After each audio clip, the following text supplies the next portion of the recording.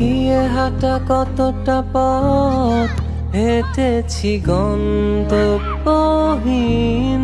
চেনায় শহরের গলি তোদের মাঝে যখন।